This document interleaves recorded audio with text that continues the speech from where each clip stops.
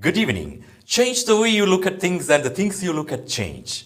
Welcome to BMC News Live in English, brought to you by Al Hilal Hospital and Medical Centers. I'm Vinod Narayan, joining you with the daily news updates. Today's headlines. Foreign Minister opened Bahrain's Consulate General in Dubai. Extensive revamps for Salmania Medical Complex. Saudi Arabia lifts travel restrictions for passengers from 6 countries. Saudi to grant operating license to more digital banks. South African scientists detect new virus variant amid spike. News in detail. Foreign Minister opens Bahrain's Consulate General in Dubai. Foreign Minister Dr. Abdul Latif bin Rashid Al Zayani inaugurated Bahrain's Consulate General in Dubai in the presence of the Minister of State in the Ministry of Foreign Affairs and International Cooperation of the United Arab Emirates, Khalifa Shaheen Al Marar. Extensive revamps for Salmania Medical Complex. A 10-year strategic plan for the country's main hospital includes 7 new specialty clinics and massive revamps to existing facilities. Health Minister Faiqa Al Saleh told the Shura Council in writing that the expansion work at Salmania Medical Complex has been divided into short-term and long-term targets that would be achieved according to set time frames. His Royal Highness the Crown Prince and Prime Minister attends Bahrain's National Day event at Expo 2020 Dubai. His Royal Highness Prince Salman bin Hamad Al Khalifa, the Crown Prince and Prime Minister, today visited the Bahrain Pavilion's National Day event held at Expo 2020 Dubai. His Royal Highness highlighted the Expo's history of providing a platform to showcase innovations that have shaped the world we live in today. His Royal Highness the Crown Prince and Prime Minister noted the importance of the Expo in providing an opportunity to explore pioneering solutions that promote sustainable development. Education Minister participates in Arab Education Ministers Conference. Minister of Education Dr. Majid bin Ali Al Nuaimi participated in the 12th Conference of the Arab Ministers of Education, which was held virtually by the Arab League Educational, Cultural and Scientific Organization under the theme Catch Up Education, Second Chance, and was chaired by the State of Palestine. New schools to be built in Salman Town. The Education Ministry is planning to build 5 new schools covering all educational stages as part of its development projects. Minister Dr. Majid Al Nuaimi has revealed work on the new schools, 4 in Salman Town and another in Duras, will begin in the coming period. Bahraini students grabbed top ranks in the Lego World Robot Competition 2021 in the open category. Bahrain team from Center for Gifted Students at the Ministry of Education grabbed 3rd spot in the Arab region and 13th rank globally. They competed in the preliminary preparatory stage against 45 teams representing 39 countries. The Lego World Robot Competition is held annually in the field of building, designing and programming robots. This year, more than 200 teams representing 65 countries from all over the world competed. Students Abdulaziz Noah Al-Bastaki and Muhammad Amin Al-Bastaki presented their project using artificial intelligence. Today's COVID updates. COVID updates brought to you by Al Hilal Hospital and Medical Centers.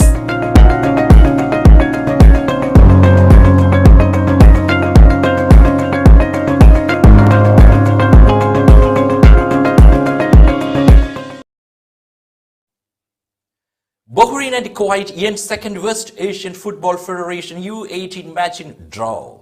Bahrain was held by Kuwait to a 1-1 draw last night in the second West Asian Football Federation U18 Boys Championship 2021, currently being played in the Iraqi city of Basra. Team captain Mubarak Muhammad was on target for the Nationals in the first half, but they can concede an equalizer with a quarter hour remaining in regular time. A new office has been opened for the Indian Passport and Visa Service Center in Bahrain. The office was inaugurated by the Indian Ambassador to Bahrain. Report. His Excellency Piyush Srivastava, Ambassador of India to Bahrain, inaugurated the new Passport and Visa Service Center. Arriving at the inauguration, he had a friendly interaction with the employees at the center and inquired about the activities of the office. The event was also attended by distinguished guests like Faisal Kanu, regional sponsor, and Shivan Thakur, Chief Executive Officer of Passport and Visa Service Center. The Passport and Visa Service Center also offers photo booths, form filling facilities and assistance, as well as call center, WhatsApp reply services for resolving queries along with appointment facilities via WhatsApp message number 66391616. Other information including location maps can also be found at www.ivsbahrain.com. Muhammad Usman, Country Manager, Passport Service Center and Team Leader Adib Charna Lagat said that the office, formerly located in the Kano building near Bab al Bahrain, has been relocated to the parking area of Sanabis Dana Mall near gate number 1 so that it can be used more conveniently, including parking facility. Now we will be back after a very short break. All your favorite products under one roof in Bahrain at 27-year-old Megamart and Macromart. Bakery,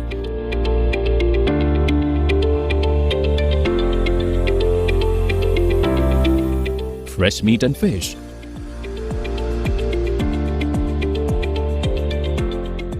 fruits and vegetables,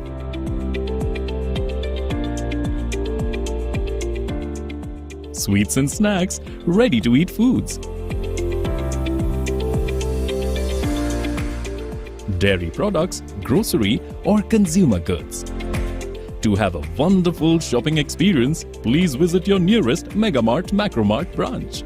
Megamart and Macromart, full of goodness.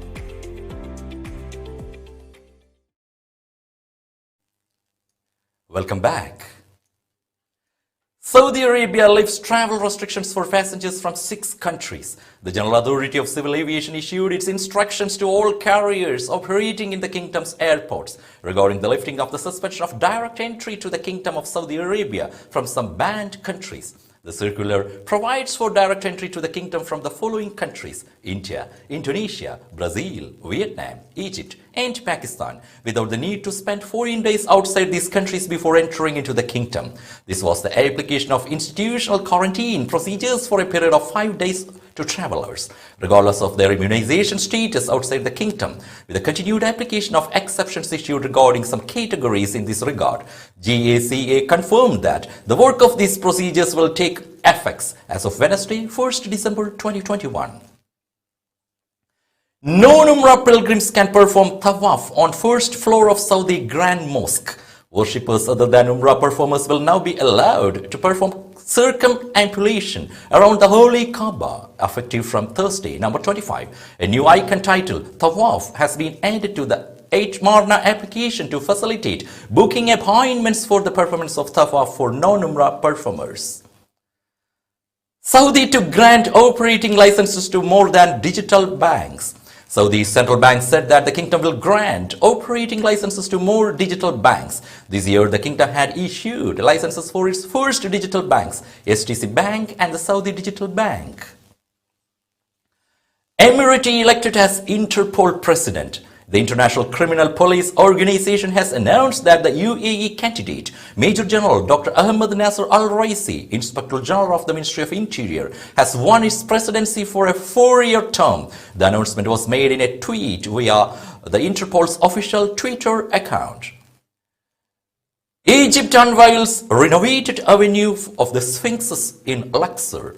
Egyptian authorities were unveiling Thursday a renovated ancient promenade in the city of Luxor dating back 3,000 years. The latest government project undertaken to highlight the country's archaeological treasures. The ancient walkway, known as the Avenue of the Sphinxes, but also dubbed the Way of the Rams and the Path of the Gods, connects the famous Karnak and Luxor temples in what was the city of Thebes, which used to be Egypt's capital in antiquity. It is believed to have been the path that pilgrims trod to visit the temples and pay tribute to their deities. Vietnam to resume international flights from 15 countries in December. Vietnam will resume international flights from 15 countries starting from December, 9 months after they were suspended due to COVID-19, the government said on Thursday.